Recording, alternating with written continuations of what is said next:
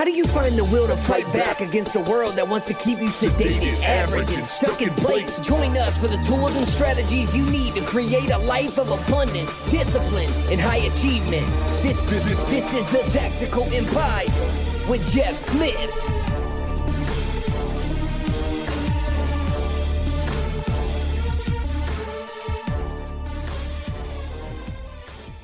Welcome to another episode of the Tactical Empire. I am joined by none other than Sean Ryder, reunited. What's up, man? How are you? Reunited, and it feels so good. Yes, man, we are good. I mean, we're recording already on the tail end of January. It's been a very cold winter so far in the state of Virginia. So this is probably the most snow and early cold we've had in the last 2 or 3 years. So we're getting after it. But I think I walked my dogs in 4-degree weather this morning. So it's good. No, start. thank you. It's freezing. As long as the wind's not blowing, it's not bad. But like when you're used to like 40, 45-degree water, the 4-degree air is not that bad unless the wind's cutting, then it's real bad. But I think you're down in Florida, so hopefully you got a little bit more sunshine down there, no snow. Yeah, not today. It's like 46 degrees and cloudy. It's not. I ask myself when I wake up on mornings like this that why am I here? Because I can go anywhere. But it seems like if you look at the United States right now, there's not really anywhere to go that's a lot warmer than this. I'd have to drive down to the Keys or something. So I was going to say, you can't go much further south than Florida. So if Florida's cold, you probably don't have much better options unless you're crossing the border. yeah, exactly. So we're trying to stay dry, and life's good. Life's good, man. Fantastic.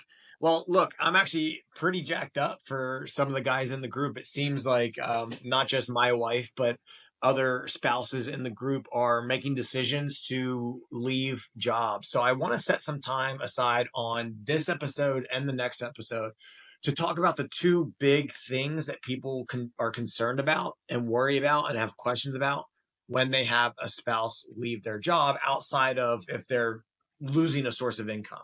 I think that's the biggest one, but we talk about finances a lot on this. So if you implement the 7 levels of financial freedom over the long term, you should be fine from a cash flow perspective. But one of the big things that people get concerned about is benefits packages, more specifically 401ks and insurance benefits. So we're going to break this out into 2 episodes. We're going to start with the financial one first, the 401k. Well, they're both financial in and of themselves, but we'll start with the 401k. What is it's hard to say a rule of thumb because it is dependent on the situation and probably the amounts we're talking and someone's situation and their goals and the strategies that they may have in place or may not have in place. But what are some general thoughts, maybe a rule of thumb that you have when it comes to 401ks as people leave corporate America? Let's say they've been diligent, set some money aside, and we can talk different levels of amounts in a 401k. But what would you be asking someone? What would you be saying to someone when it comes to what should I do with this 401k as I leave corporate America and go do my own thing? Yeah, I will start this by saying I am not a financial advisor. So everything that you will hear is my opinion. And I think it doesn't matter on the amount. But to provide context, I worked for a Fortune 50 company for 18 years. And so I am familiar with qualified programs. I've had benefits packages and all that. And so I've made this exact decision personally in my own life. I don't think the amount matters. I think your age matters more than the amount because of the time in which you'll have access to it, right? So like in my decision, I think I was 37, 38 years old when I left corporate America, finally. And so for me, I cashed out because and to provide context on what cash out looks like, you pay your earned income tax rate, and then you pay a 10% penalty. There's been times historically when that penalty is waived. So during emergency situations, COVID was one of them. There's been other times throughout our lives when that 10% penalty has been waived. So that would leave you at your earned income rate, somewhere between whatever, 25% and 40%. You also have to pay state income taxes. So wherever you're retiring from, coming out of that job from, that's something you should take into account. But for me, the time that I could use that money before I could actually access it that's my decision making process on it. Like, okay, I'm 30 something years old. You have until, I think you can, you would have to double check all this shit, but like I think you can first start accessing your 401k at 59 and a half, maybe 62 and a half. It's one of those, and I don't know what the current law is because I don't have a 401k anymore, and so I don't pay attention to it per se. But if I was 58 years old coming out of corporate America, or if I was 55 years old and I had millions of dollars in there or something, I would leave it alone, because it's going to be so soon until you can access it that paying the penalty is going to be a negative ramification, right? If you're in your 30s, if you cash out now and take control of your finances, because that's what we're all about, taking control over your situation in as much control as you can glean. I would cash it out. It doesn't matter if you have $5 million in there. If you're 30 years old, I would go get it, and I would pay the taxes on it today, and I would go invest it into something that pays me next month and for the next 30 years. And because that result financially is going to be more advantageous for you putting that money to work, putting money in your pocket today, than it is going to be allowing it to accrue and save over time. And also all the other things we talk about. I mean, a 401k is actually not a great investment if you look at your management fees and everything else that they include in there. Um, there's a lot of fees that erode your overall earning potential. And so now that said, it depends on what you're going to put it in. Like if you're just going to pull it out and put it in an index fund or back in the stock market, I don't know that I would do that either. I would probably just pull it and transfer it to an Ameritrade or something that's more efficient, a Fidelity, timeline account, or whatever those are called. Where you're choosing like 2050 or 2060. Yeah, And retirement date funds. Yeah.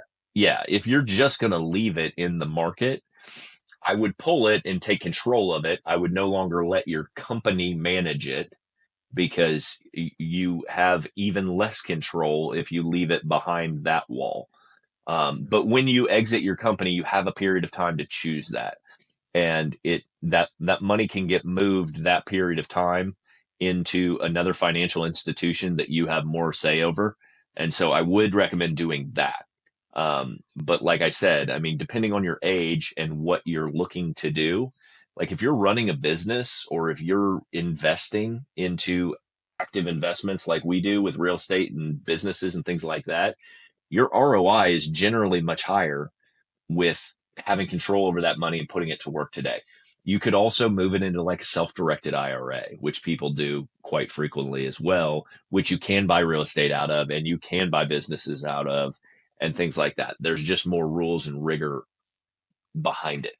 So while most people will bristle immediately at me saying I would just cash it out and take the money and invest it, there are other ways to do it. And so there are other ways to take more control over that money. And that's what I'm mentioning, because certain people can't stomach the 45% haircut you're going to take, or whatever the number is. And so, which I totally understand. Um, and so you really have to, this is one of the things where you really want all options on the table and to be able to evaluate each of the different scenarios that you're going to go down, so that you can choose what's best for you and your family. Yeah, I think you stumped my answer with your first line on saying it's not numbered, it's not money dependent, it's age dependent. I think that was a great fucking answer, because the way that I think about it is I think the chunk of money is where the tough psychology comes into play.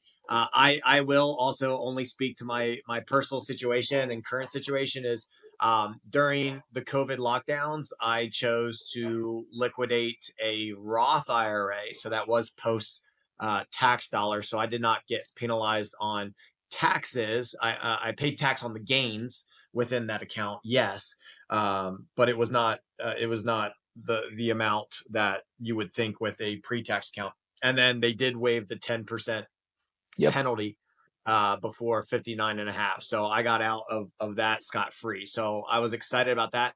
But full transparency, that Roth IRA had like 18 grand in it. And then I ended up cashing out, paying taxes on a government retirement account from being a public school teacher. So a state investment account that was less than 10 grand. So I paid like 2,500 or $3,500 of taxes and a penalty or whatever. So to me, it was like I'm only eating a couple $1,000s. I'm not eating $150,000. But now, we do have the decision to make about my wife's 401k, and it is not $10,000. It's not $20,000. It's more than that. And so I like what you said about the age versus the amount, but then the last comment you made, um, geez, what was the last comment you made? I just had a brain Self-directed. fart. Yeah. Self-directed. Yes. Oh, sorry. Your last comment was about getting all the options on the table. I think that's Yeah. what matters. So I think for me, I think about the amount first in regards to how quick I'm going to come to an answer. So I think that's my answer today. I like your statement about the amount versus the age, but for me, I look at, are we talking 10 grand? Or are we talking 250 grand? Are we talking half a Yeah. million or a million? I think that's where I'm going to take a little bit more time on my answer for myself and get all the options on the table, because then you start thinking about time of year. And one of the things that I discussed was, okay, well, how much earned income did we make this year? So what is our tax rate? Okay. Then next year on paper, are we going to make as much earned income on paper? No, we will not. So next year, in theory, our tax rate should be smaller.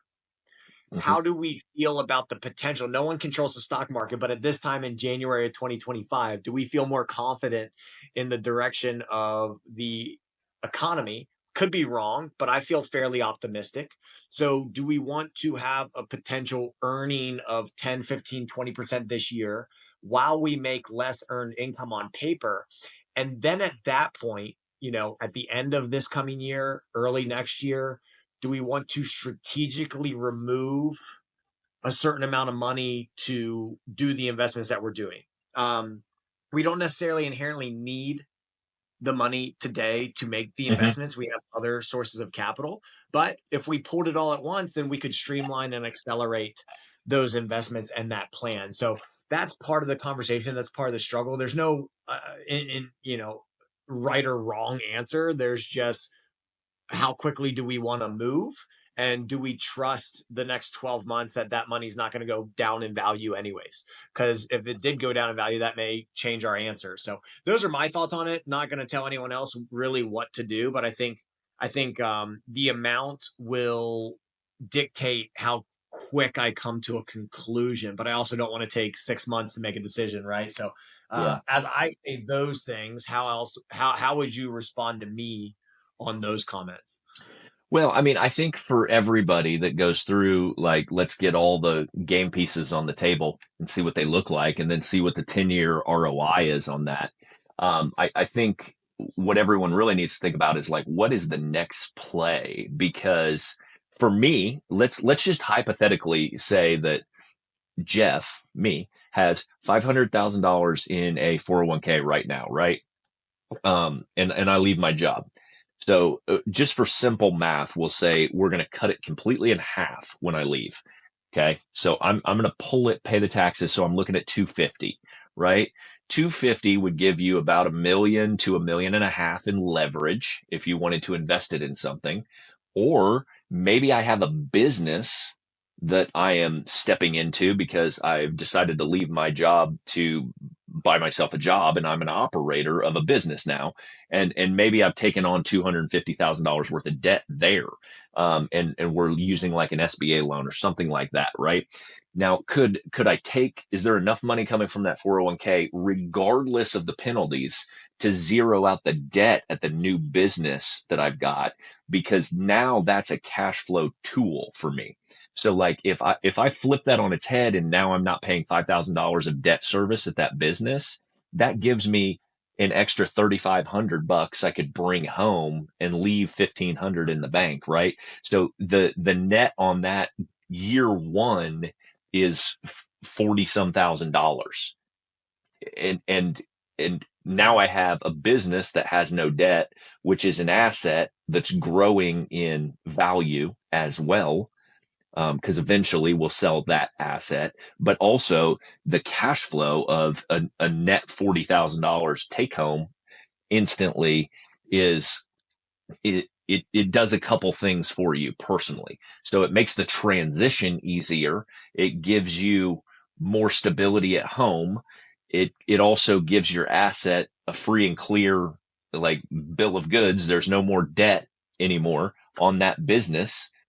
And so it's just I don't know. So when I say that, I'm saying like, what is your next move? And then what, because there's more than just dollars and cents to ROI, right? There's peace of mind. And like, that's why some people pay real estate off and other people use leverage, right?